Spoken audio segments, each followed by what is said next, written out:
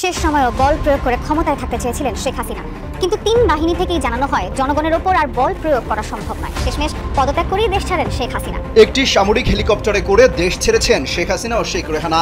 জানা যায় আজ বেলা 2:30টায় বঙ্গভবন থেকে একটি সামরিক হেলিকপ্টার শেখ হাসিনাকে নিয়ে যাত্রা করে।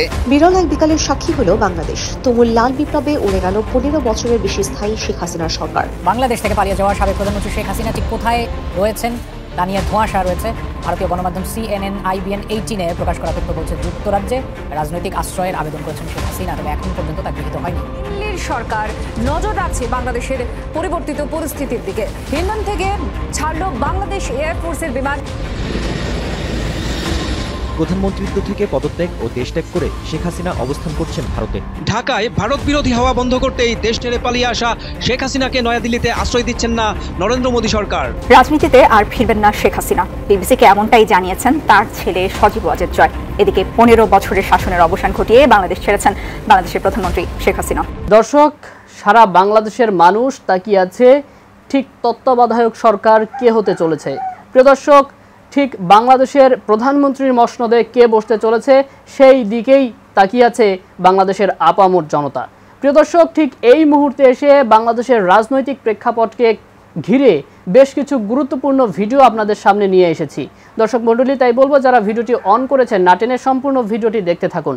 সেই সাথে দর্শক, ভিডিওর শুরুটা দেখেই কিন্তু আপনি বুঝে নিয়েছেন আজকের নিউজটি ঠিক কোন দিকটাকে ইঙ্গিত করছে। তো দর্শক, আমি আর বেশি কথা বলবো না, চলুন দেখে আসবো আজকের সেই গুরুত্বপূর্ণ ভিডিওগুলো।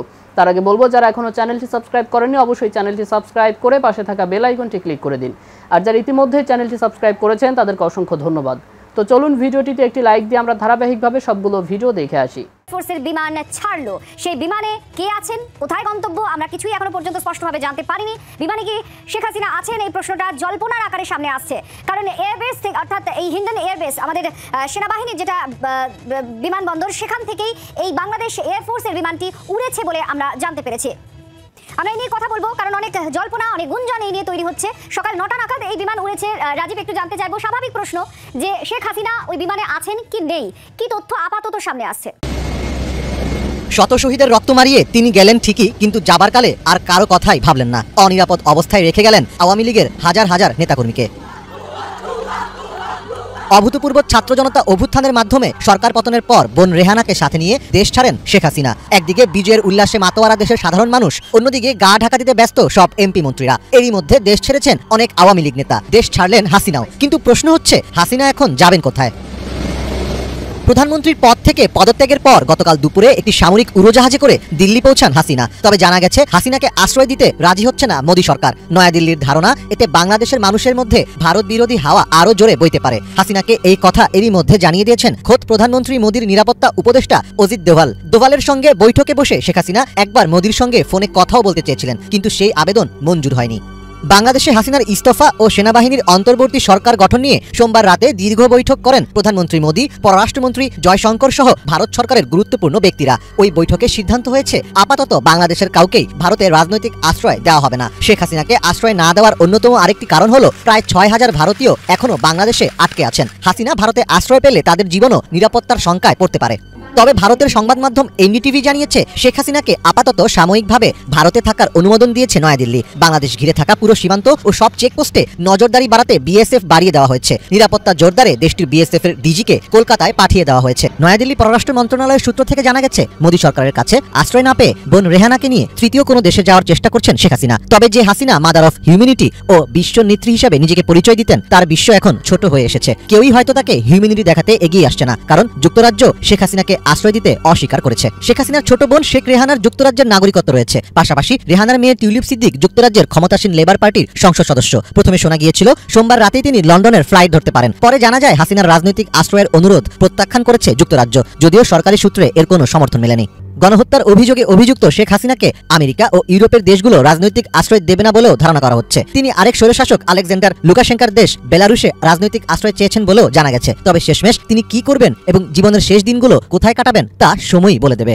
বিরল এক বিকালের সাক্ষী হলো বাংলাদেশ। তুমুল লাল বিপ্লবে উড়ে গেল 15 বছরের বেশি স্থায়ী শেখ হাসিনার সরকার। পদত্যাগ করে দেশ ছেড়ে পালিয়েছেন শেখ হাসিনা। সঙ্গে গেছেন তার ছোট বোন শেখ রেহানাও। 1 মাস 5 দিন স্থায়ী লাল বিপ্লবীদের কোটা বিরোধী আন্দোলনে শুধু সরকারের পতনই হয়নি, দেশ ছেড়ে পালাতে হয়েছে সরকার প্রধানকে। গতকাল দুপুরের পর হঠাৎ দৃশ্যপট পাল্টে যেতে থাকে। সেনাপ্রধান জেনারেল ওয়াকারুজ্জামান জাতির উদ্দেশ্যে ভাষণ দেবেন। এই খবর প্রকাশের পর ছাত্র জনতার রাজপথে নেমে আসতে থাকে। বিজয় উৎসব শুরু হয় চারদিকে। বেলা 2:30টার পর জানা যায় প্রধানমন্ত্রীর পদ ছেড়ে শেখ হাসিনা দেশ ছেড়ে পালিয়েছেন। এরপর আন্দোলনে জয়ী মানুষের বাঁধ ভাঙা স্রোত ছড়িয়ে পড়ে সড়কে। অলিগলি পাড়া মহল্লায়, গ্রাম থেকে গ্রামান্তরে রাজধানীর রাজপথ হয়ে ওঠে আন্দোলন বিজয়ী ছাত্র জনতার বিজয় ক্যানভাস। কোটি কোটি মানুষের স্রোতের অংশ প্রধানমন্ত্রীর সরকারি বাসভবন, গণভবন, প্রধানমন্ত্রীর কার্যালয়, জাতীয় সংসদ ভবনে ঢুকে পড়ে। এই সময় তারা এসব ভবনে নানাভাবে উচ্ছ্বাস প্রকাশ করেন। এই সময় লুটপাটের ঘটনাও ঘটে। বিকেল 4টার আগে সেনাপ্রধান জেনারেল ওয়াকারুজ্জামান জাতির উদ্দেশ্যে ভাষণ দেন। ভাষণে তিনি প্রধানমন্ত্রীর পদত্যাগের তথ্য জানান। একই সঙ্গে একটি অন্তর্বর্তী সরকার দেশ পরিচালনা করবে বলে জানান। বর্তমান পরিস্থিতিতে দেশবাসীকে শান্ত থাকারও আহ্বান জানান তিনি। ভাষণ দেওয়ার আগে রাজনৈতিক দলের নেতা, সুশীল সমাজের প্রতিনিধিদের সঙ্গে আলোচনা করেন সেনাপ্রধান। পরে রাতে অন্তর্বর্তী সরকারের বিষয়ে আলোচনা করতে বিভিন্ন দলের নেতা, সুশীল সমাজের প্রতিনিধি ও সেনা কর্মকর্তারা বঙ্গভবনে যান। দুপুরের পর খবর আসে পদত্যাগ করে দেশ ছেড়ে পালিয়েছেন আওয়ামী লীগ সভাপতি শেখ হাসিনা। বেলা 2:30টায় বঙ্গভবন থেকে একটি সামরিক হেলিকপ্টারে করে ছোট বোন শেখ রেহানাকে নিয়ে তিনি ভারতের উদ্দেশ্যে পাড়ি জমান। রাতে জানা যায় নয়াদিল্লির সামরিক ঘাঁটিতে তিনি নামেন। তবে ভারতে থাকবেন নাকি অন্য কোনো দেশে যাবেন তা এই পর্যন্ত নিশ্চিত হওয়া যায়। ছাত্র জনতার এক দফা পদত্যাগের দাবিতে বৈষম্য বিরোধী ছাত্র আন্দোলনের ডাকে সোমবার মার্চ টু ঢাকা কর্মসূচির দিনে দেশ ছাড়েন শেখ হাসিনা। যদিও দিনের শুরুটা হয় নির্মমতা দিয়ে। আগের কয়েকদিনের সহিংসতার ঘটনার জেরে গতকালও আন্দোলনকারীদের উপর বিভিন্ন স্থানে আইন শৃঙ্খলা রক্ষাকারী বাহিনী গুলি চালায়। আগের দিন থেকে আলোচনা ছিল ছাত্র জনতা গণভবন ঘেরাও করতে যাবে। এই নিয়ে ছিল নানা প্রচারণা। উত্তাপ উত্তেজনার মধ্যে গতকাল দুপুরের পর ব্রডব্যান্ড ইন্টারনেট সেবা বন্ধ করে দেওয়া হয়। আগের দিন থেকে মোবাইল ইন্টারনেট সেবা বন্ধ রাখা হয়েছিল। ইন্টারনেট বন্ধ থাকায় সকাল থেকে ছিল নানা গুজব আর গুঞ্জন। দুপুরের পর দৃশ্যপট পরিষ্কার হতে থাকে। থমথমে অবস্থার মধ্যে লাখ লাখ ছাত্র জনতা রাজপথে নেমে আসতে থাকেন। অনেকটা বিজয় মিছিলের আবহে ছাত্র জনতা শাহবাগ ও গণভবনের দিকে যেতে থাকে। বেলা 2টার দিকে পুরো রাজধানীর প্রধান সড়কগুলো ছাত্র জনতার দখলে চলে যায়। নারী, পুরুষ, শিশু, বৃদ্ধ সবাই রাজপথে নেমে এসে বিজয়ের উল্লাস প্রকাশ করতে থাকেন। শেখ হাসিনা পদত্যাগ করে ভারতে পালিয়ে গেছেন এই খবর প্রচার হওয়ার পর থেকে পরিস্থিতি আরো বদলে যেতে থাকে। ছাত্র জনতার স্রোত ছড়িয়ে পড়ে অলিগলি, গ্রাম গ্রামান্তরে।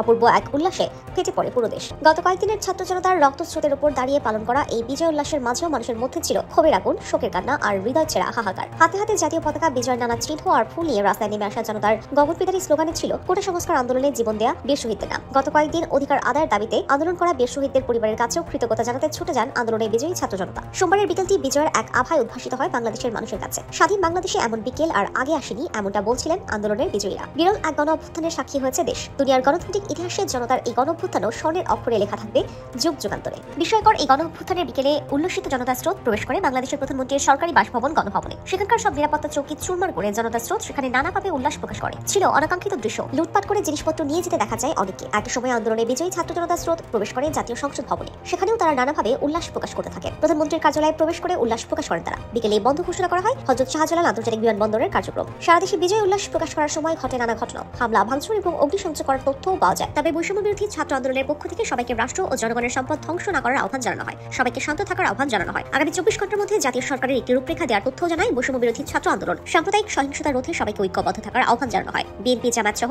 রাজনৈতিক দলগুলো সব ধরনের সংঘাত, সহিংসতা পরিহার করে সবাইকে ঐক্যবদ্ধ থাকার আহ্বান জানায়। অনির্দিষ্টকালের কর্মবিরতি ঘোষণা পুলিশের। শেখ হাসিনা নেতৃত্বাধীন আওয়ামী লীগ সরকার পতনের পর থেকে আতঙ্ক ও নিরাপত্তাহীনতায় ভুগছে পুলিশ সদস্যরা। গত কয়েকদিন সরকারের পতনের দাবিতে ছাত্র জনতার সঙ্গে পুলিশ ও আওয়ামী লীগের নেতাকর্মীদের সংঘর্ষে অনেক পুলিশ সদস্য নিহত হয়েছেন। সোমবার সরকার পতনের পর পুলিশ সদর দপ্তরে অগ্নিসংযোগ করা হয়। এছাড়া ঢাকা সহ দেশের বিভিন্ন জেলার শতাধিক থানা ও পুলিশ স্থাপনায় অগ্নিসংযোগ ও ভাঙচুর করা হয়েছে বলে জানা যায়। এই অবস্থায় জীবনের সংখ্যায় কর্মবিরতির ঘোষণা দিয়েছে বাংলাদেশ পুলিশ অধস্তন কর্মচারী সংগঠন। আজ মঙ্গলবার দুপুরে সংগঠনটির পক্ষ থেকে এক প্রেস বিজ্ঞপ্তিতে বলা হয়, গত 5 আগস্ট বাংলাদেশ সরকারের সাবেক প্রধানমন্ত্রী শেখ হাসিনা পদত্যাগ করার পর থেকে সারা দেশে পুলিশ সদস্যদের উপর আতর্কিত হামলা, পুলিশ সদস্য খুন সহ স্থাপনা ভাঙচুর এবং অগ্নিসংযোগের ঘটনা ঘটেছে। দেশে প্রায় 450টি থানা আক্রমণ করে অগণিত পুলিশ সদস্যকে হত্যা করা হয়েছে, যা সন্ত্রাসী কার্যক্রমের শামিল। এহেন পরিস্থিতিতে পুলিশ সদস্যদের নিরাপত্তার স্বার্থে বাংলাদেশ পুলিশের অধস্তন কর্মচারী সংগঠন আজ 6 আগস্ট থেকে দেশব্যাপী অনির্দিষ্টকালের জন্য কর্মবিরতি ঘোষণা করেছে। এ প্রসঙ্গে পুলিশ সদর দপ্তরে একাধিক পুলিশ কর্মকর্তার সঙ্গে যোগাযোগ করা হলে কেউ কথা বলতে রাজি হননি। তবে এরই মধ্যে নাম প্রকাশ না করার শর্তে একাধিক কর্মকর্তা জানান, বাংলাদেশ পুলিশ সরকারের অধীনস্থ একটি প্রতিষ্ঠান। সরকার যা করতে বলবে পুলিশ তাই করতে বাধ্য। এখানে পুলিশ সদস্যদের নিজস্ব ভূমিকা রাখার সুযোগ কম। ফলে পুলিশ সদস্যরা সরকারের আদেশে অনেক অনৈতিক কাজ করেছে। জনগণের সঙ্গে পুলিশ অন্যায় করেছে, এটা ঠিক, তবে সেটা কিছু নির্দিষ্ট পুলিশ সদস্য, সবাই না। এদিকে পুলিশের এক ঊর্ধ্বতন কর্মকর্তা বলেন, যে সরকার আসবে পুলিশের সে সরকারের আদেশ মতোই কাজ করবে, এটাই পুলিশের নীতিমালা। বিগত সময় পুলিশ যা করেছে তা পুলিশের নিজস্ব কাজ নয়, এটা সরকার করতে বাধ্য করেছে। আগামী যে সরকার আসবে পুলিশ জনসাধারণের জানমাল রক্ষা ও আইন শৃঙ্খলা পরিস্থিতি নিয়ন্ত্রণ সরকারের আদেশ মোতাবেক কাজ করবে। তিনি আরো যোগ করে বলেন, আমরা দেশের জনগণের প্রতি আহ্বান জানাতে চাই, আমাদের ভুল বুঝবেন না। পুলিশ জনগণের বন্ধু, পুলিশ জনগণ জনগণের সঙ্গে মিলে একসঙ্গে কাজ করতে চায়। যেসব কারণে পতন হলো শেখ হাসিনার। ছাত্র ও গণ আন্দোলনের মুখে পরাজিত শাসকের মতোই পালিয়ে গেলেন শেখ হাসিনা। 15.5 বছর ধরে দেশ শাসন করার পরেও তাকে এভাবে বিদায় নিতে হলো। শেখ হাসিনা বরাবরই দাবি করে এসেছেন দেশের অগ্রগতি, উন্নয়ন ও জনগণের ভাত কাপড়ের নিশ্চয়তা তিনিই করেছেন। সেখানে এভাবে করুণ পরাজয় কি অপরাধে হলো? রাজনৈতিক বিশ্লেষকরা এর প্রধান কারণগুলোর মধ্যে শেখ হাসিনার একগুমে অহংকার ও অতি আত্মবিশ্বাসকে অন্যতম কারণ হিসেবে দেখেছেন। সর্বশেষ শিক্ষার্থীদের আন্দোলনকে কেন্দ্র করে শেখ হাসিনা তার দল আওয়ামী লীগকে দেশের মানুষ ও শিক্ষার্থীদের প্রতিপক্ষ বানিয়ে ফেলেন। সরকারি চাকরিতে কোটা সংস্কার দাবিতে 36 দিন আগে শিক্ষার্থীদের যে আন্দোলন শুরু হয়েছিল তা সরকার পতনের আন্দোলনে রূপান্তরিত হওয়ার পরও শেখ হাসিনা সরকারের পক্ষ থেকে শক্ত অবস্থানে কথা বলা হচ্ছিল। এমনকি গত রবিবার আওয়ামী লীগ, ছাত্রলীগ, যুবলীগ সহ সহযোগী সংগঠনগুলোকে মাঠে নামিয়ে শক্তি প্রদর্শন করে আন্দোলন প্রতিরোধের চেষ্টা করা হয়েছিল, কিন্তু তাতে সারা দেশে সংঘাত সংঘর্ষে প্রায় 100 জনের বেশি প্রাণহানির ঘটনা ঘটে। এরপর শক্ত হাতে দমনের কথা বলা হচ্ছিল। রবিবার সন্ধ্যার পর থেকে গভীর রাত পর্যন্ত গণভবনে বসে শেখ হাসিনা তার সরকারের ঘনিষ্ঠ কয়েকজন মন্ত্রী ও কয়েকজন কর্মকর্তার সঙ্গে একাধিক বৈঠক করেন। শেখ হাসিনার ঘনিষ্ঠ একাধিক নেতা গণমাধ্যমকে জানিয়েছেন রবিবারও সরকারের উপর চাপ বাড়তে থাকে। এরপরও পরিস্থিতি তাদের নিয়ন্ত্রণে থাকবে বলে তারা ধারণা করেছিল, কিন্তু চাপ আরো বাড়তে থাকে। গতকাল সকালেই তারা বুঝতে পারেন তাদের সময় শেষ হয়ে গেছে। এরপর শেখ হাসিনাকে ক্ষমতা ছাড়া সিদ্ধান্ত নিতে হয়। শিক্ষার্থীরা যখন শান্তিপূর্ণ আন্দোলন করেছিলেন সেই পর্যায়ে গত 14 জুলাই শেখ হাসিনা সংবাদ সম্মেলনে শিক্ষার্থীদের যৌক্তিক দাবি নিয়ে তুচ্ছ তাচ্ছিল্য করেছিলেন। শিক্ষার্থীদের উদ্দেশ্যে তিনি রাজাকার শব্দ ব্যবহার করেছিলেন। এতে তার একগুঁয়েমি ও অহংকারের বিষয়টি প্রকাশ পেয়েছিল। এরপর শিক্ষার্থীরা ফুঁসে ওঠেন, আন্দোলন আরো জোরালো হয়। সেই আন্দোলন দমনে আইন শৃঙ্খলা রক্ষাকারী বাহিনী দিয়ে শক্তি প্রয়োগ করায় গত 17 জুলাই থেকে কয়েকদিনের সারা দেশে 200-এরও বেশি প্রাণহানি ঘটে। এরপর সেনাবাহিনী নামিয়ে কারফিউ দিয়ে পরিস্থিতি নিয়ন্ত্রণের চেষ্টা করা হয়। তবে শিক্ষার্থীরা সরকার পতনের এক দফা আন্দোলনে নামেন। বিপুল সংখ্যক প্রাণহানি ঘটিয়েও কোনো অর্জন ছিল না এই শাসকের, বরং দেশের ভেতরে আওয়ামী লীগ একা হয়ে পড়েছিল। নিজের দীর্ঘ শাসনে সবাইকে খেপিয়ে তুলেছিলেন তিনি। তাছাড়া সরকারের বিভিন্ন পর্যায়ে দুর্নীতি, অর্থপাচার ও অর্থনীতি মন্দা পরিস্থিতিতে মানুষের মধ্যে ক্ষোভ তৈরি হয়েছিল। আর রাজনৈতিক দিক থেকে আওয়ামী লীগের নেতৃত্বাধীন 14 দলীয় জোটের বাইরে অন্য সব দল সরকার বিরোধী অবস্থানে চলেছে। এর ফলে শেখ হাসিনা রাজনৈতিক দিক থেকেও একা হয়ে পড়েন। এছাড়া পশ্চিমা বিশ্বকে শত্রু বানিয়ে শেষ পর্যায়ে ভূ রাজনীতিতেও একা হয়ে পড়েছিলেন তিনি। প্রিয় দর্শক, আমি আশা করছি আজকের নিউজটি আপনি খুবই মনোযোগ দিয়ে দেখেছেন। সেই সাথে দর্শক, এই ভিডিওগুলো সম্পর্কিত যদি কোনো তথ্য বা মতামত থাকে তাহলে অবশ্যই কমেন্ট করে জানিয়ে দিন। এতক্ষণ সাথে থাকার জন্য ধন্যবাদ। নিউজটি শেষ করছি এখানেই, ফিরছি আগামী ভিডিওতে নতুন কোনো টপিক নিয়ে। আল্লাহ হাফেজ।